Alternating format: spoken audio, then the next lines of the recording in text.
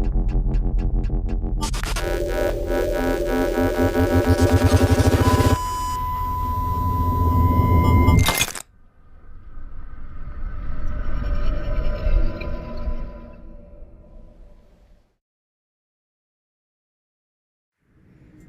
and welcome back to our analysis of Season 4 of Black Mirror. This is Episode 3, Crocodile. Without a shadow of a doubt, I think the darkest of this season, similar to Shut Up and Dance for Season 3, but we'll come back to that similarity later. First of all, this episode does open very light, very fun. They're dancing to Strict Machine. Probably itself a reference to the Recaller, but I might be stretching with that.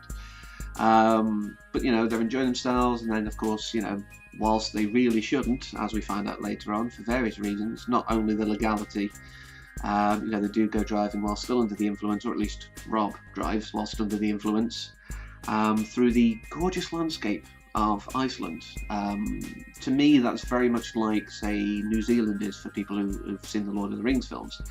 I could recognise Iceland probably anywhere.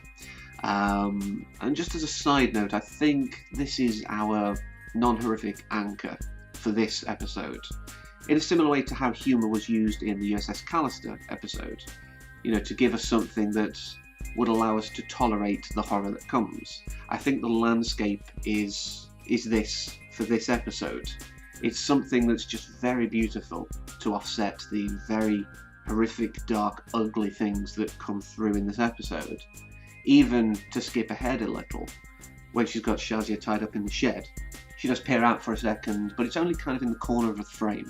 The rest of it is pretty much the landscape, and I think it's to give us that anchor back for a second, so we can perhaps tolerate what comes next. But we'll come to more of that as the episode goes on. You know, first of all, we have the beginning of this whole thing, where they're not paying attention. Rob's clearly heavily under the influence of at least alcohol. I'd probably say there's more in his system, if I'm honest. But he's terrified. You know, they've hit a man, they've killed a man. What do they do? Well, as he kind of says himself, if they go to the authorities, he's locked up, key thrown away. Done. See you, Rob. That kind of scenario. Mia might suffer a little as maybe accessory, but it's not going to be anywhere near as bad for her. She could have told him don't. She could have said let's get a taxi, whatever. But it's still not going to be quite as bad. He's the driver. He's meant to be in control. It's going to be a lot worse for him. He's right on that. But she goes with him. You know, they panic, they dispose of the body and get on with their lives. In Mia's case, really quite well. She's now an architect. We learn through visual storytelling. Again, I love it. You know, she's got a family now, a husband and a child. She's successful. She's going to do this talk at this forum, this conference. Everything's coming up Mia. It's great for her. So, you know, she goes, leaving her idyllic family life, forgetting the issue that she had of this poor man who they killed, and his family, more than likely, as we find out later. But, you know, goes to the hotel, books in, you know, gets herself settled, and of course receives a visitor in Rob. Now, unlike Mia, his life has not been all roses. It's been hard from what we can gather, I think. And very recently he's decided to, you know, quit alcohol. He's trying to make amends, and a lot of rehab programs do preach that idea, you know, that those who you've harmed whilst you haven't been yourself, as it were, while you've been affected by this, you should do what you can to make it right for them. And he feels that the family of this man should know that he's not coming back. You know, they're holding on to this vain, empty hope that he's going to walk through the door someday. Maybe it was a long-term amnesia thing and he'll suddenly remember who he is and where he's meant to be. He's not going to. Rob knows this, and Rob wants to do the right thing.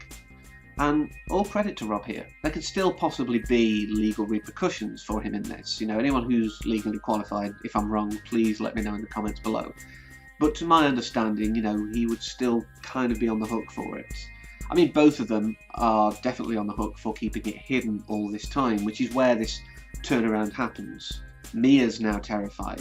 You know, she's got everything to lose. It's a 180 flip. And she does what she does what no rational person would do and kills Rob. rather than come clean, because she doesn't want to lose her life that she's built.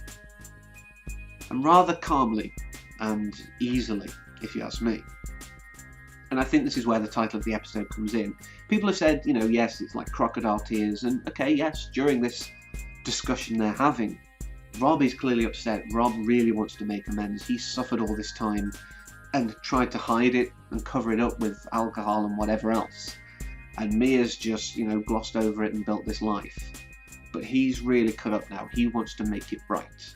Mia very much feels like empty platitudes. She only gets really emotional when she realises that he's serious and her life could fall down. I've got somewhere. I've got a life. You don't know. You don't understand, Rob. That's not you don't the point, understand. though. You don't understand. You're not married. I've got a son. He's 9 years old. You've seen photos of him. Think of him, please. I'm sorry. But other than that, she's a cold, calculated killer, say like a crocodile. It doesn't think about the ramifications or the moral implications of what it's doing. It just kills because it has to, or wants to. And that's what Mia kind of turns into. And that's why I say I think the title is a bit of a double-edged sword. And like I say, this is what starts the rest of the horror of this episode off. You know, she very quickly formulates an alibi, which is why she goes to the adult channels, which has another one of these wonderful callbacks of Black Mirror, the Wraith Babes ad, you know, to try and say, well, this is what I was doing. Gets the room service, so she's got something to move the body with. That shot of him under the bed is just very chilling. So, you know, she tries to obviously, you know, sort this all out. And of course we get the other major plot point of this episode, which is where Shazia gets introduced in many ways to the plot, at least to the Mia side of the plot, in the accident with the Fences delivery truck, which I covered the reference with the USS Callister in that episode, which you can watch somewhere next to my head. You know, and obviously she passes it and, you know, gets rid of the body and realises now that she's definitely started to pile everything on. I think whilst, you know, I have quickly really turned around and said she's very much a cold-blooded killer, she is still human. And there are elements, you know, there are periods during this episode where you can see that it's starting to weigh on her. But the fact that she can quite quickly turn it around and push it away. She can push those feelings away or quash them with alcohol, as the case may be. And I think that's another important point to take from this episode. Rob quits alcohol and wants to make things right. Mia just continues covering up, and this is what leads to her ultimate downfall. It's very much a cautionary tale. This is one of those weird Black Mirror episodes where the technology is more just a tool to the moral than the actual moral itself. But of course, you know, she tries to carry on with her life. You know, she's got this alibi sorted, everything's fine, you know, because I think Rob had kind of messed up his life enough that no one would really miss him. She's done, you know, she's done something that doesn't have much repercussion here, and for a while she thinks, yeah, I can get away with this. But like I say, we have the Fences delivery truck incident, and she would have got away with it if it wasn't for that, you might say. But an interesting element that we see with the recaller is the sense memory, you know, scent and things like that. And we do see throughout the episode Shazia will have mints, and I think that's a way of her having something as a sense memory, that she can always pop a mint at home when she's plugging herself into the recaller to write her report. She can then, you know, sort of bring back the memories perfectly to sort of say, well, actually they were looking perhaps a bit shifty. You know, someone was telling the story and like being able to perhaps try and influence their memory a little. But she starts to investigate this, which leads her on to finding, you know, some of the funny elements of this episode. There's not many of them, but there's things like with the receptionist at the hotel, when he's talking about Mia's choices of entertainment for the night. And also in that we get another 15 Million Merits reference, because he says something about a Hot Shots judge being caught with a rent boy. So there's a lot of these little references, but this episode does try and keep itself on track to the horror, really, because You know, we see Shazia building the case. We find out, you know, that she can hunt down Mia, and she does. You know, she goes to get her, and Mia's really shaken. You know, she's just trying to get rid of the evidence again. She's covering up again. She's drinking again, and she's got to make it tonight, obviously, to, you know, her son's performance in Bugsy Malone, which I will get onto that in a minute. That was a very interesting choice for a couple of reasons. And of course, you know, Shazia's just trying to get the answers. She doesn't know what went on. And we learn that, you know, whilst Mia can try to force the memory of what happened with Rob out of her head, it's just not possible. And we get a weird intercut scene of like sex and death in her memory, which shakes Shazia. I think anyone would be shaken by it as well. But then we get to the sad part of this episode, really, the really heavy, dark part of this episode. That's I've obviously watched this at least twice, you know, once to watch it through and then once to make notes, and it's a gut punch on both times. The fact that to keep covering up, she's got to kill more and more. You know, she takes Shazia out of the picture. Unfortunately, through her memory, learns of Anan and Ali. Well, she only learns of Anan through Shazia's memory, but of course, you know, goes and kills him, and here's the baby. And yeah, that's really heartbreaking. I mean, it's bad enough, like I say, Anand's done nothing. I mean, Shazia's done nothing technically, but Anand's done nothing in this. He's just a bystander. It's just that he'd expect her back. So, must get rid of him so that no one's looking for her.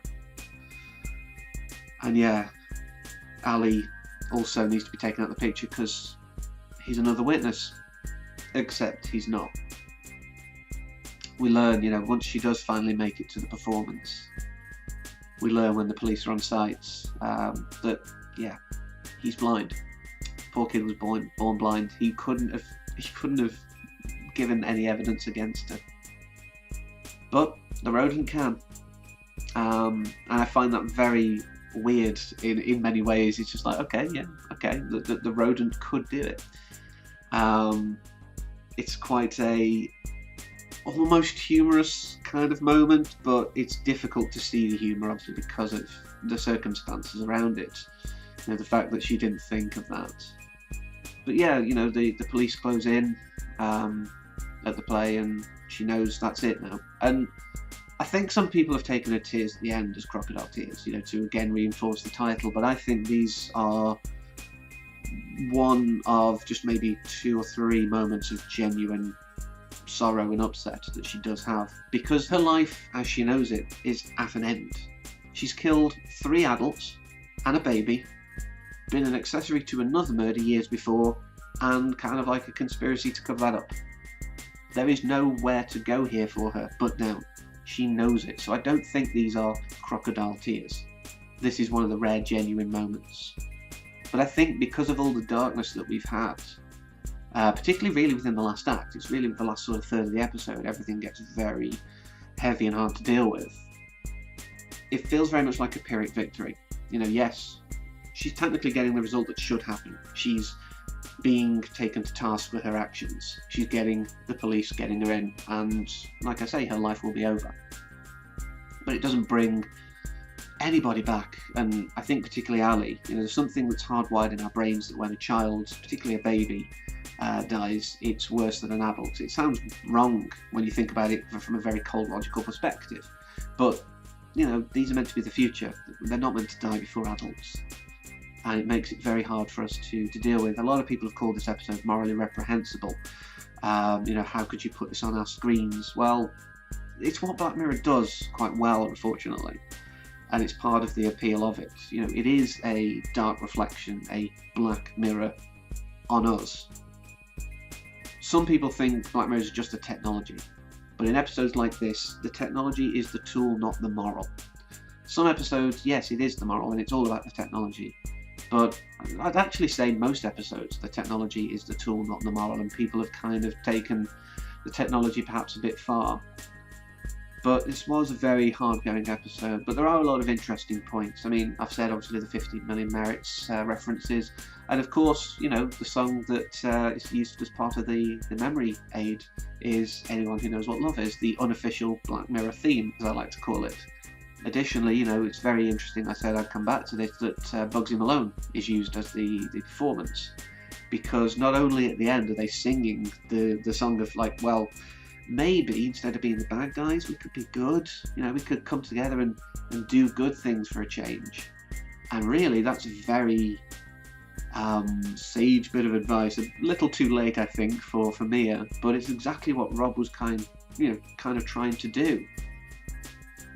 And if Mia had accepted that offer of being good guys, she wouldn't be in this position. The other big Bugsy Malone reference is, of course, last week we tackled Archangel, which was directed by Jodie Foster, who played Tallulah in the film version of Bugsy Malone.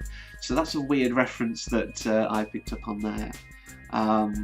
But you know, it's what Black Mirror does really well. You know, the references and weird little things that just make your brain just jump to weird conclusions. But I did say, you know, that this has a very strange symmetry to last season.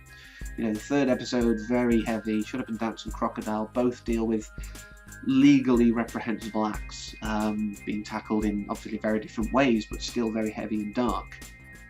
But it was followed by, you know, one of many people's favourite episodes from season 3, San Junipero, a love story, which involved, you know, sort of technology really just as a way of giving a different take on the story. And similarly, next week we have Hang the DJ, which is a love story, and some would argue, well, we'll save that for next week. So I hope you'll join me then, and until next time, as always, take care.